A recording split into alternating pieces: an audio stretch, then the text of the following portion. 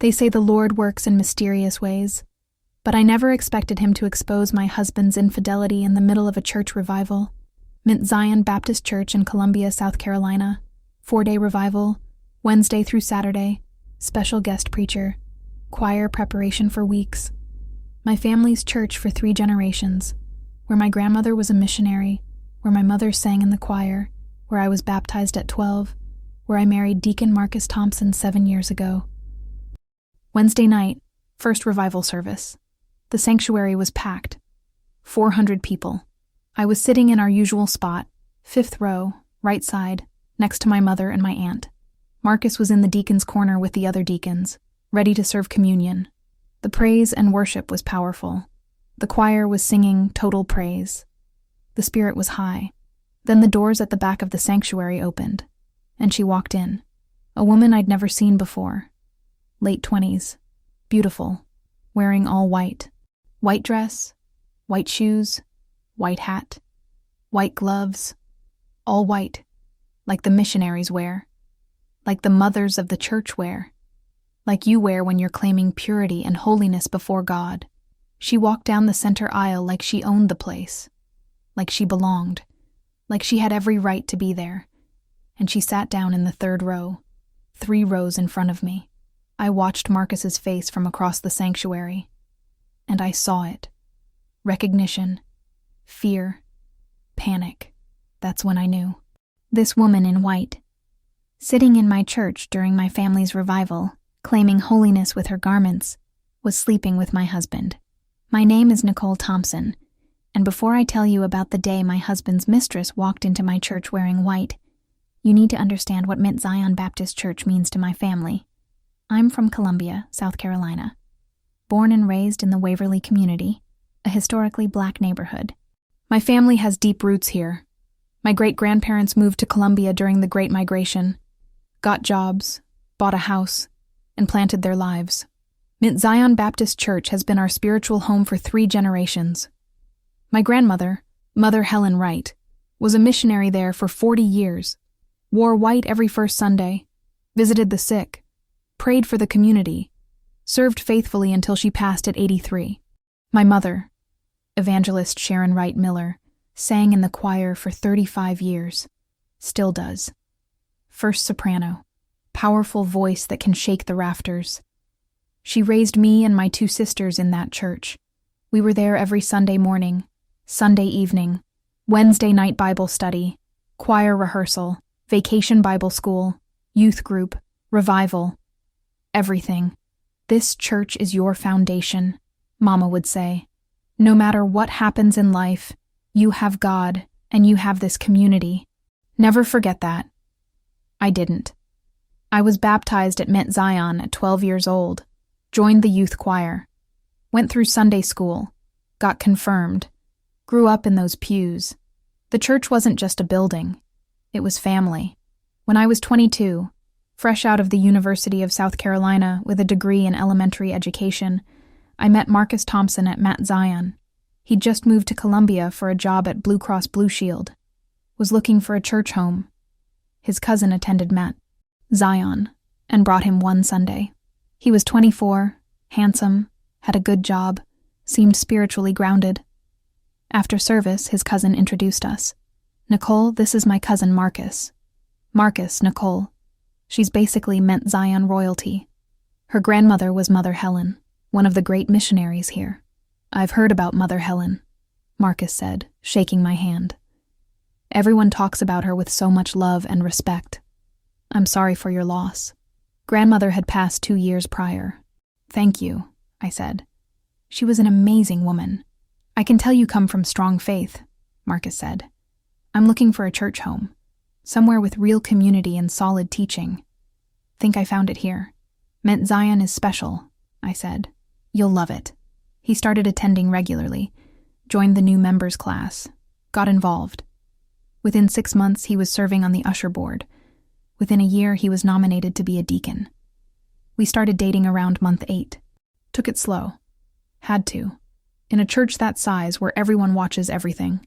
But it was good. He was respectful, spiritually mature, had goals, treated me well. He's a good man. Mama said. Your grandmother would have approved. That meant everything.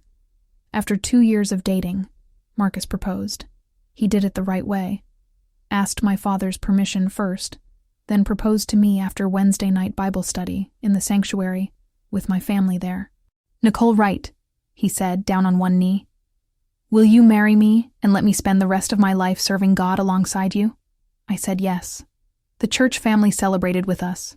We got married at Mount Zion, of course. Pastor Williams officiated.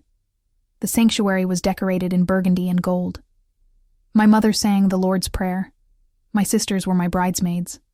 Marcus's cousin and 2 friends from his job were groomsmen. 200 people attended, most of Mount Zion, plus family from out of town. In our vows, we promised before God and the congregation to honor our marriage, serve the Lord together, and build a godly home. I meant every word. For the first 5 years, we did exactly that. Built a life, bought a house in Northeast Columbia. I taught 3rd grade at a local elementary school. Marcus worked at Blue Cross. We attended Mount Zion faithfully, never missed a Sunday unless we were sick or out of town. Marcus became a deacon in year 3 of our marriage. Deacons at Mount Zion are serious positions. You serve communion, visit sick members, counsel struggling members, support the pastor, serve as spiritual leaders. You have to be vetted, recommended, approved by the congregation. Your life has to reflect Christ. Marcus was good at it. Everyone respected Deacon Thompson. He prayed with conviction, served with humility, represented the church well. We were that couple. Young, stable, faithful, involved. People looked at us as an example. Deacon Thompson and his wife. Marcus and Nicole. Such a blessed marriage. Goals. Around year 6, I started noticing changes, small things. Marcus was on his phone more, working late more often, going to the gym more, dressing better, new cologne. You look good, I'd say. Just taking care of myself, he'd say. Trying to stay healthy. Made sense. He was 31. Men his age start worrying about fitness. But then there were the Saturdays. Marcus started having men's ministry activities on Saturdays. Breakfast, basketball, Bible study, fellowship. I didn't know men's ministry met on Saturdays, I mentioned to Mama one Sunday. They don't, she said. Men's ministry meets Tuesday evenings. Marcus said he had men's ministry stuff yesterday. Mama gave me a look. Ask Pastor Williams. He oversees all ministries. He'll know.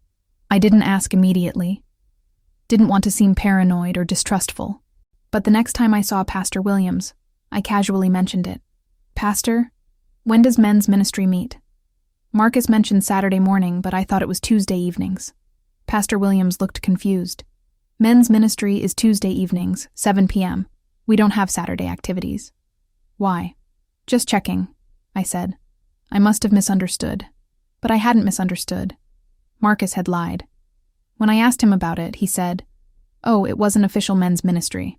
Just a few of us brothers getting together to pray and fellowship. I probably shouldn't have called it men's ministry."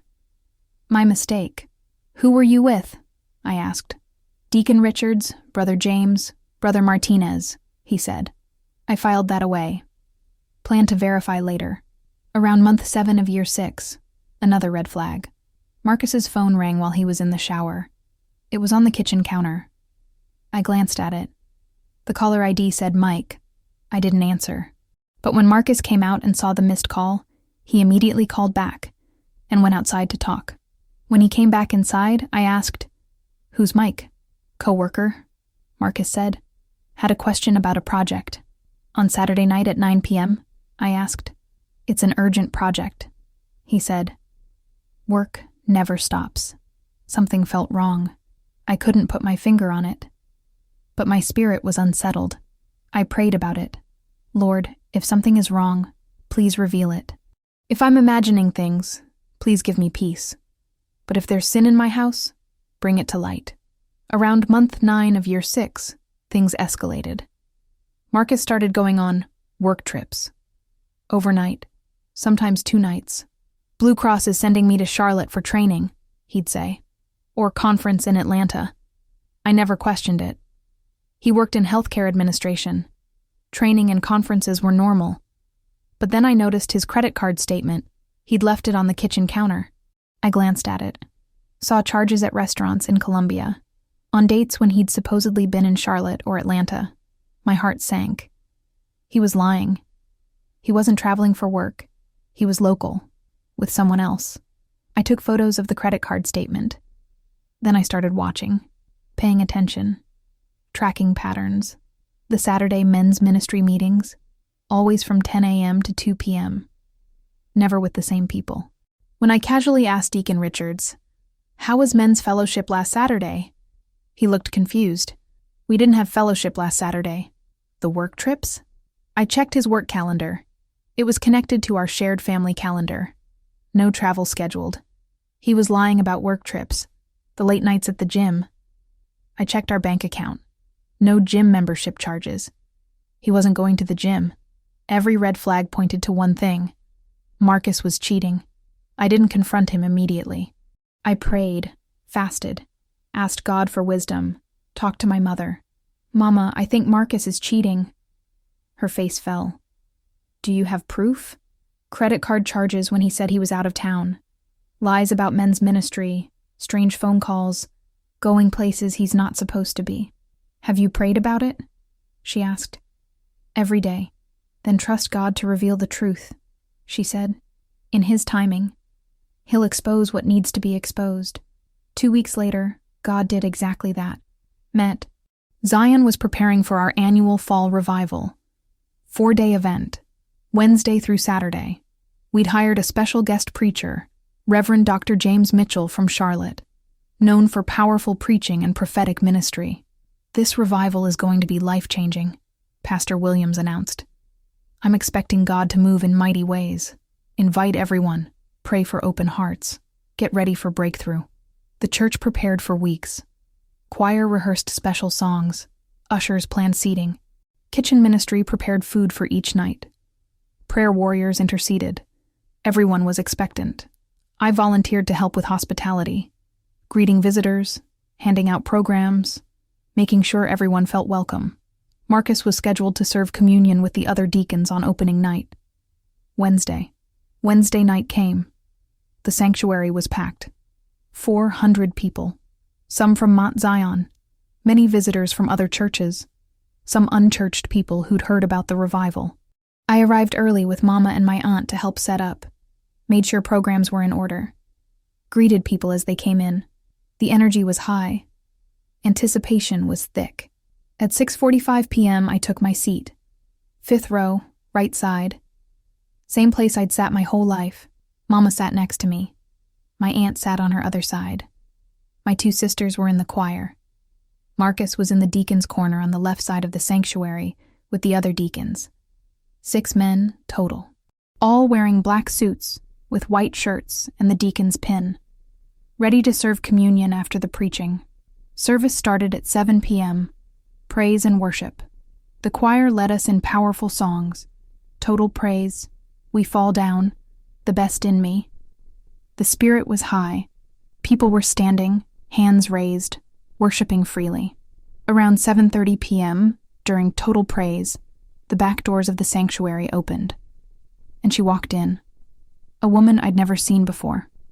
Late 20s, maybe 30, beautiful. Brown skin. Long natural hair in an elegant bun. Wearing all white. Not just a white dress, all white. White dress, elegant, knee-length, modest but fitted. White shoes, heels. White hat, wide-brimmed church lady style. White gloves. Even her purse was white. In Black church culture, especially in traditional Baptist churches like Mount Zion, wearing all white means something. The missionaries wear white. The mothers of the church wear white on special occasions. It symbolizes purity, holiness, consecration to God. You don't just wear all white casually. It's a statement of spiritual authority and righteousness. This woman walked down the center aisle wearing all white like she had every right to be there. Like she was a missionary. Like she was claiming holiness. I watched her walk. She moved with confidence, purpose, like she knew exactly where she was going. She didn't sit in the back like most visitors. She didn't sit in the middle. She walked all the way to the third row, 3 rows in front of me, and sat down. Right in the center, where everyone could see her. The choir was still singing. Most people didn't notice her entrance. But I noticed, because something in my spirit screamed danger. I looked across the sanctuary at Marcus. He was standing with the other deacons. And his face, his face gave him away. His eyes went wide. His jaw clenched. His body went rigid.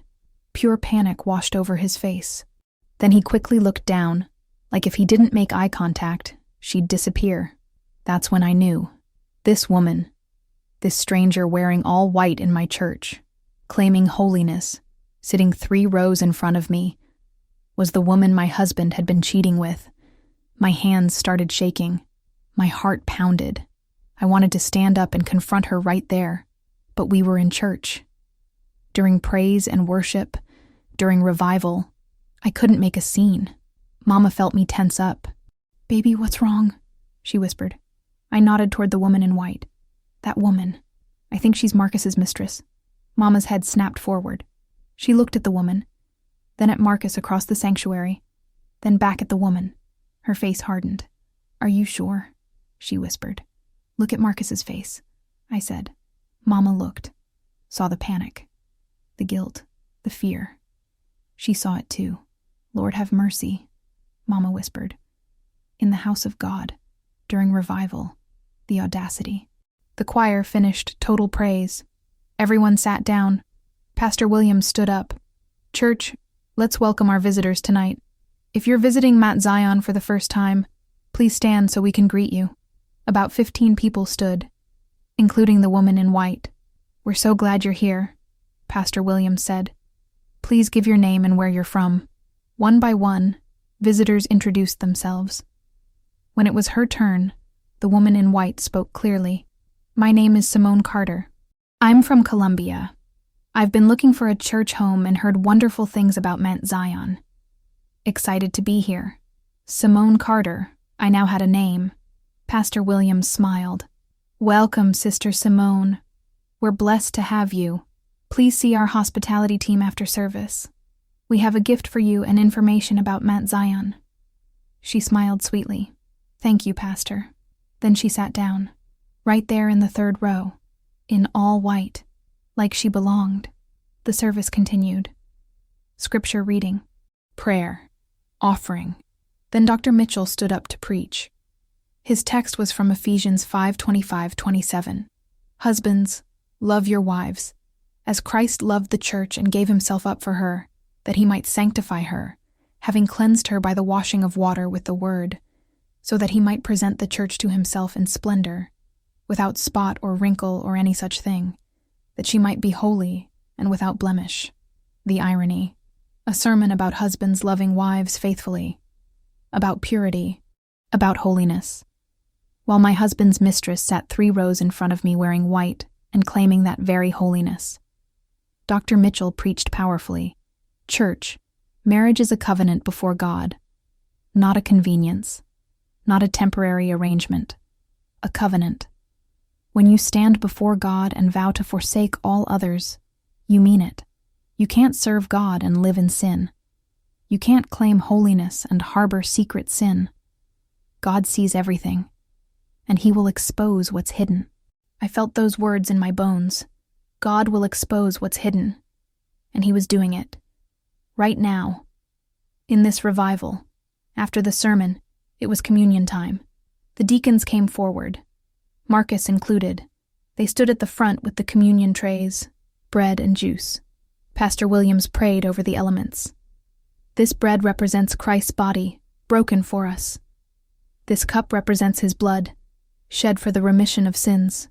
We come to this table with clean hands and pure hearts. If any man has aught against his brother, go make it right. If you're living in sin, repent and turn away. This is Holy Communion." The deacons began serving. Marcus was assigned to serve the left side of the sanctuary, where his mistress was sitting. I watched him walk down the aisle with the communion tray. Watched him reach the third row. Watched him offer the tray to Simone. She took the bread, took the cup, looked him dead in the eyes, smiled. He looked terrified.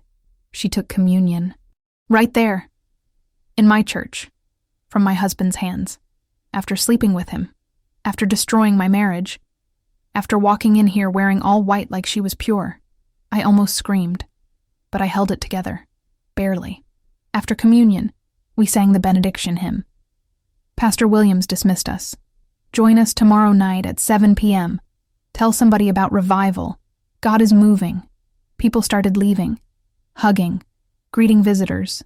The usual post-service fellowship. I stood up. Mama grabbed my arm. What are you going to do? I'm going to introduce myself to our visitor, I said. My voice was ice. I walked straight to the third row. Simone was standing, talking to an usher about hospitality gifts. I walked up to her, extended my hand. Hi, I'm Nicole Thompson. Welcome to Mount Zion. She turned, saw me. Her smile faltered for a second. She knew exactly who I was. Thank you, she said, shaking my hand. I'm Simone Carter. I know, I said. You introduced yourself during visitor recognition. I paused. Are you here alone, or did someone invite you? I came alone, she said. Just felt led to come. Interesting, I said. What made you choose Mount Zion specifically? Just heard good things, she said. Too quickly. From who? I pressed. She hesitated. Just around. Around, I repeated. I looked her up and down.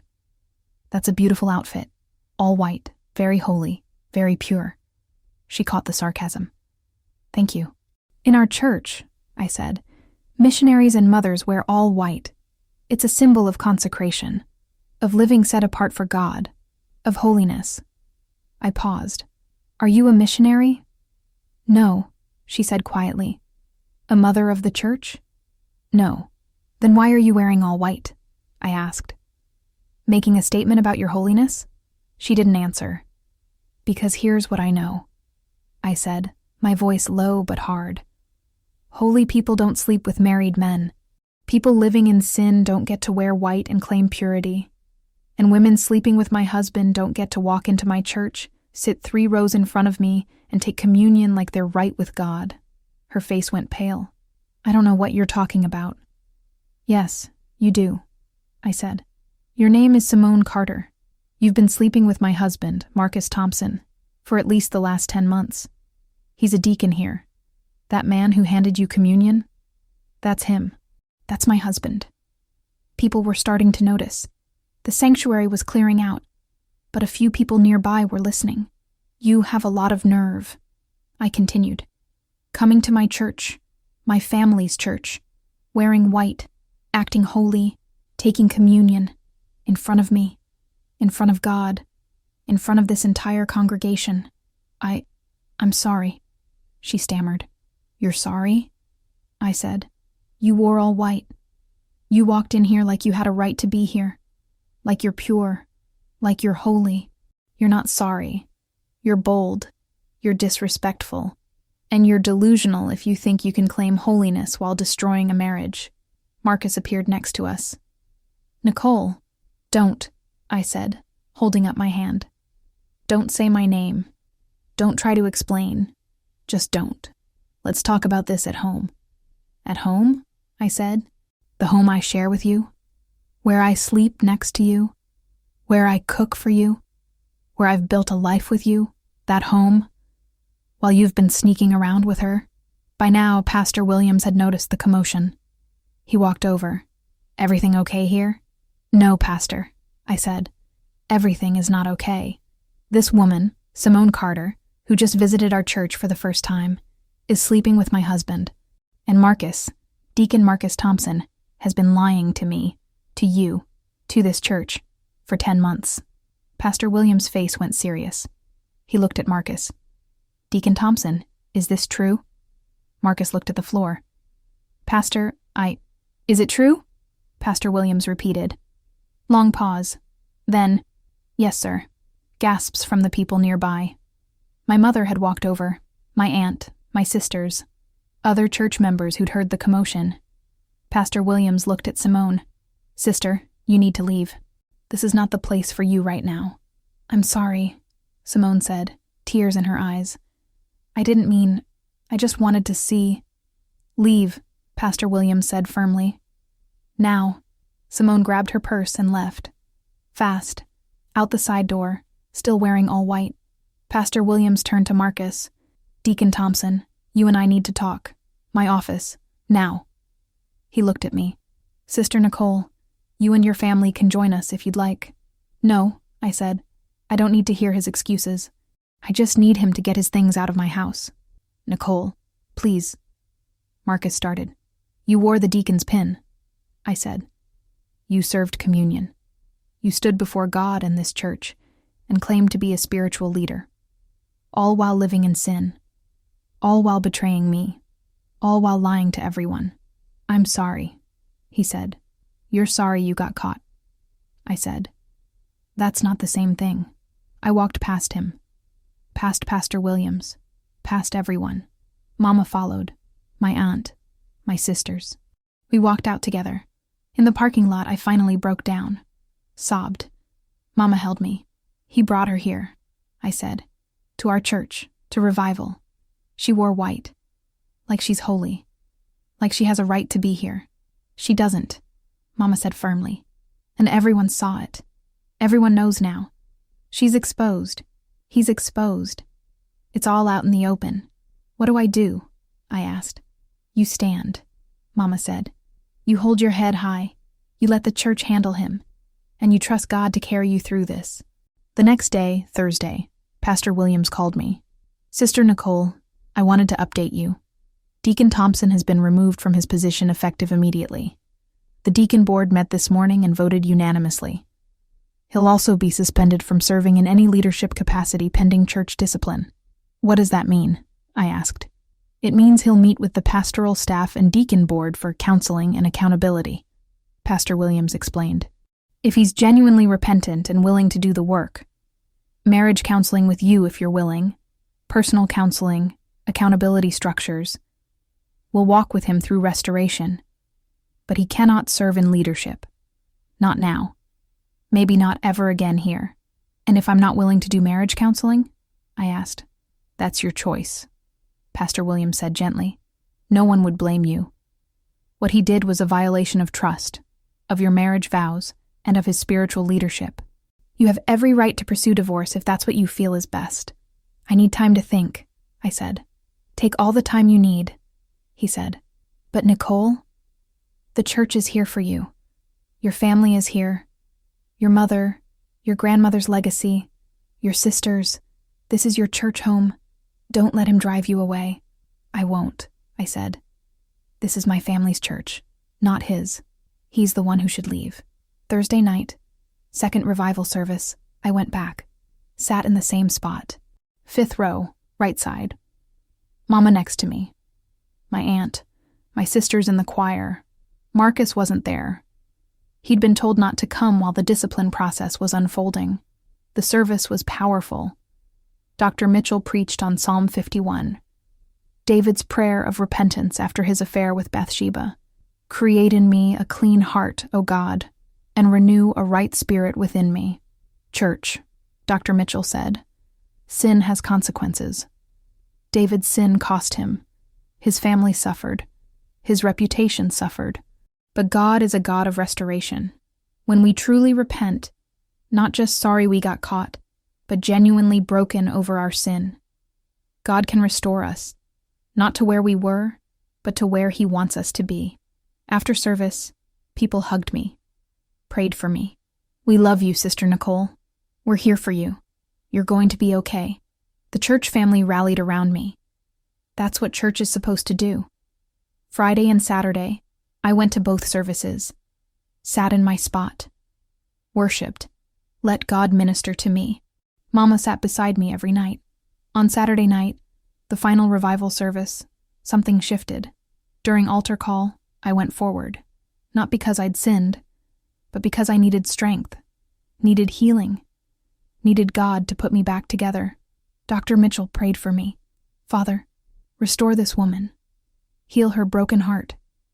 Give her clarity and peace. Let her know she is loved, valued, and precious in your sight. What the enemy meant for evil, You will turn for good. I cried at that altar, released everything, the betrayal, the hurt, the humiliation, the anger. Let it all go to God. When I stood up, I felt lighter. Not healed completely, that would take time.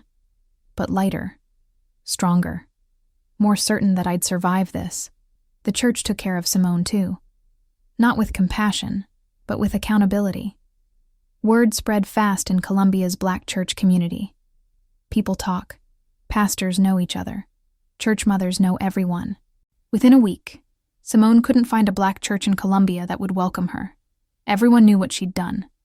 Slept with a married deacon, showed up at his church wearing all white like she was holy, disrupted a revival service. That woman who wore all white and came to steal someone's husband at Mount Zion? People would say, yeah, she's not welcome here. She ended up leaving Colombia, moved to Charlotte within 2 months, tried to start over. But even there, word had traveled. Marcus tried to reconcile, begged me to go to counseling, promised he'd changed, said it was a mistake, that he loved me, that he'd do anything. I filed for divorce instead. After 7 years of marriage, 7 years of building a life, 7 years of serving God together, he threw it away for an affair. I couldn't trust him. Couldn't forgive that level of betrayal. The divorce took 6 months. Mount Zion supported me through it. Mama walked with me through every step. My sisters stayed close. The church made sure I knew I was valued and loved. Marcus eventually left Mount Zion. Too much shame. Too many people who knew what he'd done. He joined a church across town, smaller, where nobody knew his history. That was 3 years ago. I'm 32 now. Still at Mount Zion. Still in the 5th row, right side. Still serving, teaching Sunday school, volunteering with hospitality. I bought my own house. Small, but mine. I'm focused on my career, teaching kids, spending time with my family, and healing. I'm dating someone new. His name is James. He's a deacon at another church. Vetted, proven, genuine. We're taking it slow. But he's good, honest, transparent. Everything Marcus wasn't. Marcus remarried. To someone else, not Simone. I heard through mutual acquaintances. I don't care. That chapter is closed. Simone? Last I heard, she was still in Charlotte, still trying to find a church home, still running from her reputation. People ask me sometimes if I regret how it all went down, if I wish it had been more private, if exposing them publicly at church was too harsh. Here's what I tell them. God exposed them, not me. They chose to do what they did. Marcus chose to cheat. Simone chose to show up at my church wearing all white, claiming holiness she didn't have, sitting 3 rows in front of me like she belonged. God used that moment to bring everything into the light, to show me the truth, to give me clarity, to let me know I wasn't crazy, I wasn't imagining things, and I had the right to walk away with my head held high. That revival was supposed to be about spiritual breakthrough, and it was, just not the way I expected. My breakthrough was seeing the truth, being set free from a lying husband, having my church family surround me with love, knowing that God fights for his daughters. Simone wore all white to claim purity. But white garments don't make you holy. Your actions do. Your integrity does. Your faithfulness does. Your honesty does. She wore white on the outside, but her heart was dark, full of deception, lust, and disrespect. Real holiness doesn't need to announce itself with white garments. Real holiness lives right when nobody's watching, honors marriage, respects boundaries, tells the truth. My name is Nicole Thompson.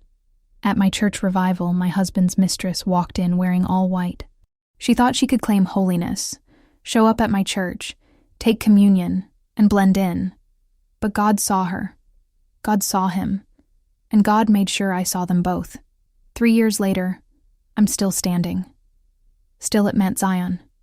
Still surrounded by family. Still worshiping God. Still whole. She's still running. He's still trying to rebuild. And I'm free. That's what happens when you wear white on the outside but your heart is full of darkness. God brings it all to light, and the truth sets you free.